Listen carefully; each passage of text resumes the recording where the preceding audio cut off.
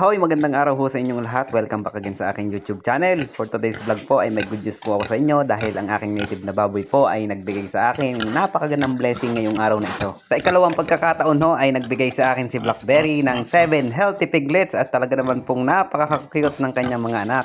Kung inyo pong matatandaan, nung unang panganganak lamang po ni Blackberry ay bali 3 biik lamang po ang ibinigay niya sa akin. At ngayong pangalawang panganganak niya ay talaga naman hong ako'y gulat na gulat at ako'y nagpapasalamat dahil ako'y binigyan niya ng napakaraming blessing. Ito na nga po ang bunga ng ating pagsisikap sa araw-araw sa pag-aalaga natin sa kanila. Ay siyang tunay ka nga pong nawawala ang ating pagod tuwing nakikita natin ang ating mga alaga na nanganganak ng ganito karaming piglets. Hindi naman po natin maikakaila na sa pag-aalaga ng baboy ay talagang mararamdaman mo ang pagod at puyat. At ganoon na rin ang pagtitiis sa araw-araw na maging mabaho ang ating mga pangangatawan. Maging ang sarili nga po natin ay tinitipid na rin natin upang nang sa ganun ay maibigay natin ang pangangailangan ng ating mga alagang baboy.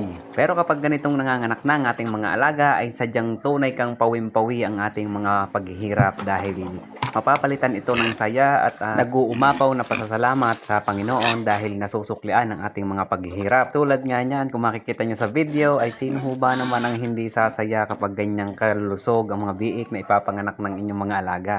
Pero hindi lamang diyan magtatapos ang ating paghihirap dahil marami pa tayong haharapin sa mga susunod na araw. Hanggat hindi pa natin sila naiwalay at hindi pa natin sila naibenta ay tunay kang magtitiis tayo sa araw-araw upang nang sa ganon ay maabot natin ang ating mga pangarap.